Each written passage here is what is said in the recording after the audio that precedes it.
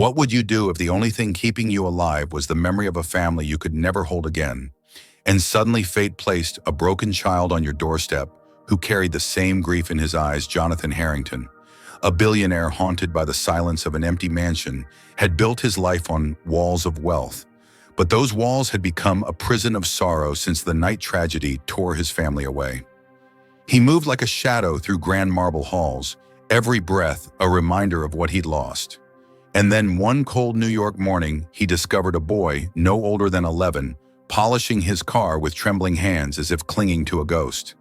That single encounter would tear open wounds Jonathan thought had scarred over and force him to choose between protecting his fortune or saving a child who might just save him. Stay with me because what follows will shock you to the core. The bitter winds of New York City cut through the early dawn, rattling the iron gates of Jonathan Harrington's mansion. Once that house had been alive with laughter, music, and the echoes of children running down polished marble stairs. Now it stood in silence, a mausoleum to a family Jonathan had lost in a tragedy he refused to speak about. Every night he drank his coffee in silence. Every morning, he rose to a life where wealth meant nothing but cold walls and empty rooms. Yet in the past 2 weeks, something strange had begun happening, something Jonathan could not explain. His black luxury car, parked proudly at the edge of his long driveway, was spotless every morning, gleaming like it had just rolled out of the showroom. No matter the snow, the biting wind, or the heavy rain, every sunrise revealed the same immaculate shine. At first, Jonathan assumed one of his groundskeepers was responsible, but when he asked, each one swore they had never touched it. That gnawed at him. Why would someone sneak onto his property each night, not to steal or vandalize, but to clean? On a Wednesday morning, unable to contain his curiosity, Jonathan waited. He stood hidden behind his bedroom curtains, coffee cooling in his hand, as he watched the street outside. The city was barely stirring, the sky still heavy with gray. And then he saw it, a small figure, dragging his feet along the pavement, clutching a rag so worn it looked like a shred of cloth. It was a boy. The child couldn't have been more than 11, his sneakers falling apart at the seams, his jacket too thin for the weather. Jonathan's chest tightened as he watched the boy dip his rag into a cracked plastic bottle and begin to polish the hood of the car with deliberate care. Each stroke was gentle, almost reverent, as if he were touching something sacred. He never looked around, never searched for recognition. He simply worked in silence like a ghost in the morning mist. Jonathan stepped outside, gravel crunching under his shoes.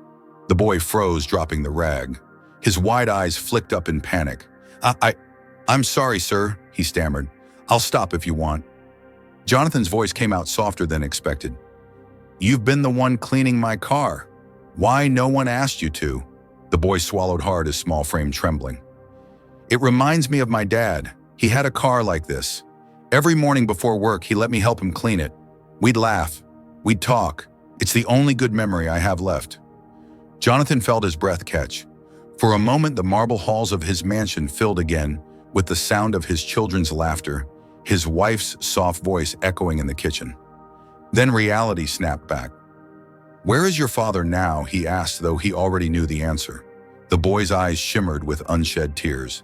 "He died. My mom too. It's just me now."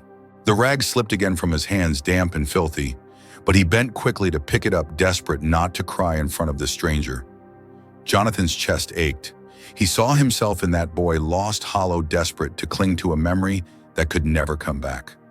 "What's your name?" Jonathan asked gently. "Lucas. Lucas Miller." "Where do you stay, Lucas?" The boy shrugged. "Wherever I can. Sometimes the shelter, sometimes the benches near Grand Central Station. It doesn't matter, as long as I can wake up in time to clean the car." Jonathan blinked. "Why my car?"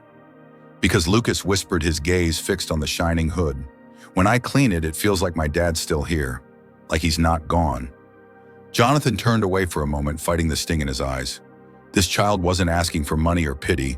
He was clinging to the same fragile thread Jonathan himself had been holding for the past year, the desperate hope that love lost could somehow still be felt. Lucas finished wiping the car and stepped back. "It's done, sir. I'll go now." Jonathan reached out and touched his shoulder, voice almost breaking. "Wait, come back tomorrow. And the day after. But don't just clean the car. Come inside, eat, Rest. Lucas froze. You mean I could stay? Jonathan nodded. No child should live on the streets. Not while I'm here. Lucas's face shifted from fear to disbelief. Slowly a smile spread across his lips, fragile but real. And in that smile, Jonathan felt something stir in him for the first time in months. But as he lay awake that night listening to the faint breathing of the boy, asleep in the room that once belonged to his son, Jonathan's mind twisted with unease. Was this fate sending him a second chance? Or was he a fool opening his broken heart to a child who might shatter it again? And in the silence of his darkened room, one question haunted him. If I let this boy into my life, will I finally find healing? Or am I opening the door to more heartbreak I may not survive? The days that followed felt like waking from a long coma. For the first time in years, Jonathan Harrington no longer woke to silence echoing through the marble halls of his mansion.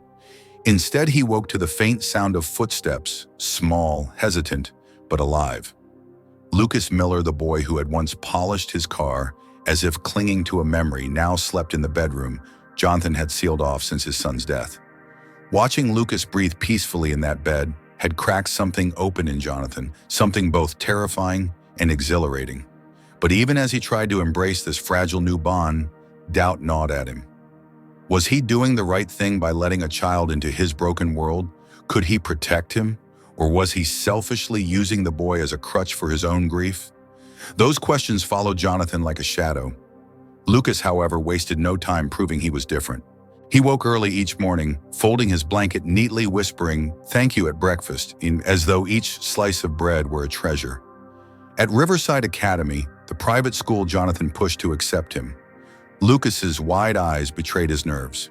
He stood stiff in the uniform, clutching a pencil as if it might slip away.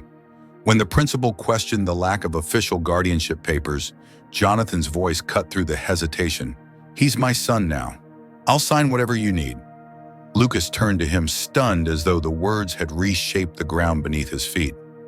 That night, Jonathan caught the boy staring at him with something new in his eyes, not fear, not even gratitude, but hope. Jonathan hadn't seen hope in a child's eyes since his own son was alive, but hope had enemies. Whispers began in the neighborhood. A billionaire taking in a street kid. What was he thinking? At dinner parties Jonathan no longer attended, people scoffed. He'll regret it. Blood will tell. Their words slithered through the city, eventually reaching Lucas's ears. One afternoon, he came home from school with tears streaking his dirt-smudged face. "They said I don't belong here," he cried. "They said you only feel sorry for me, and one day you'll send me away like trash." Jonathan knelt, his chest aching as he gripped Lucas's shoulders. "Listen to me. People will always talk. They talked about me when I lost my family, and they'll talk about you now. But what matters isn't what they say, it's what's in here." He pressed his palm against Lucas's chest. "You belong with me. You're not going anywhere." Lucas sniffled, trembling. "Promise," Jonathan pulled him into a fierce embrace. "I promise." Yet promises were about to be tested in ways Jonathan could never have prepared for. One evening, as rain lashed against the windows of the Harrington mansion, an envelope arrived. Thick, official, and heavy with threat. Jonathan's hands trembled as he read the words "custody petition."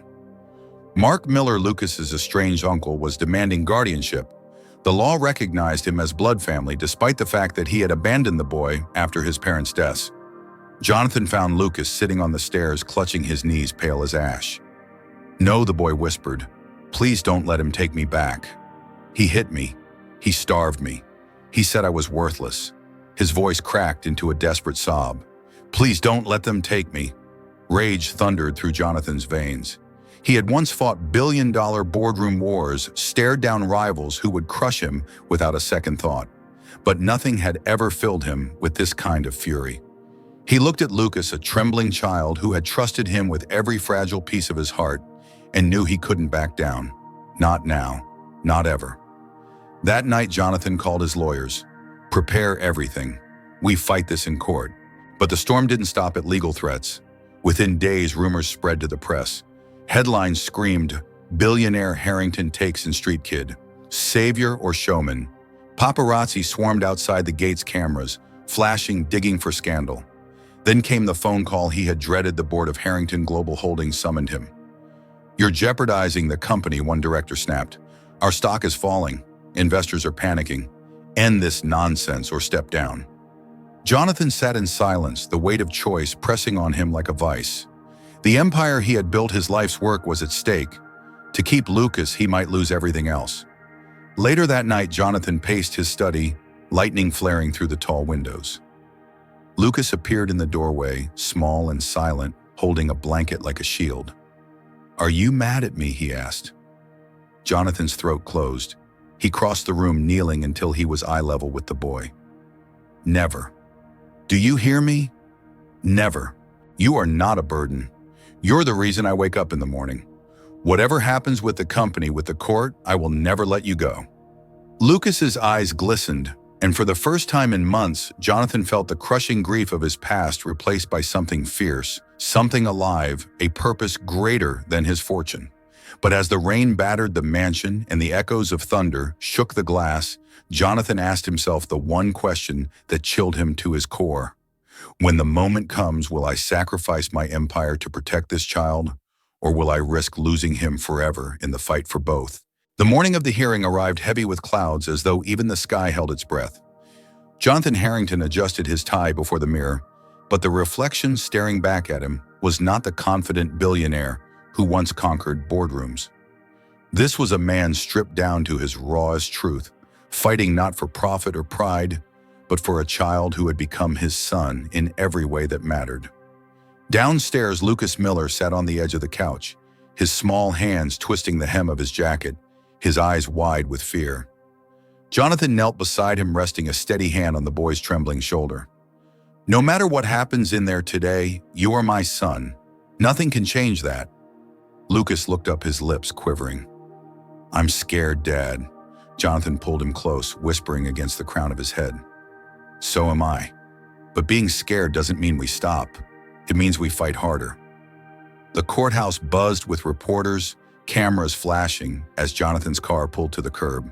Headlines had already ignited across the city: billionaire battles for custody of street orphan. Inside, the air was thick with judgment. On one side, Jonathan sat with his lawyers, Lucas tucked tightly against him. On the other side, Mark Miller lounged with a smug expression, as though the verdict were already his. When the judge entered, silence fell.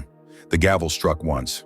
Case number 2746, custody petition for minor Lucas Miller. Mark's lawyer rose first, his tone sharp and rehearsed. "Your Honor, while Mr. Harrington may have good intentions, Lucas is not his blood. He has extended family. Mark Miller has the rightful claim. Wealth and charity cannot replace kinship." Jonathan's lawyer countered with calm conviction.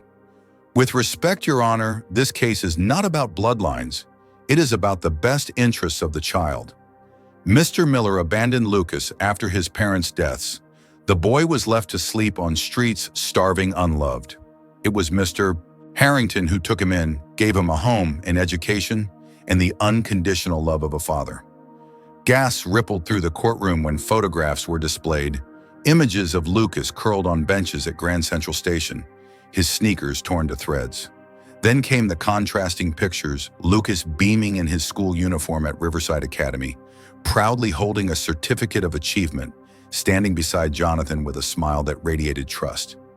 Mark shifted in his seat, but his lawyer pressed on, sneering, "Money can buy clothes and tutors, but not family. Family is family." At that moment, Lucas rose from his bench, his voice trembling yet firm. "No, family isn't just blood. My uncle hit me. He told me I was worthless. But Mr. Harrington, he gives me a bed. He reads me stories. He calls me son. I call him Dad. Isn't that what family really means?" The room fell silent. Even the judge leaned forward, her eyes softening. Jonathan felt tears burn his throat, pride swelling in his chest. But Mark leapt to his feet, shouting, "You're being manipulated, boy. He's using you for pity." Jonathan stood too, his voice thunderous. "How dare you speak to him like that? Lucas is not a prop. He is my son.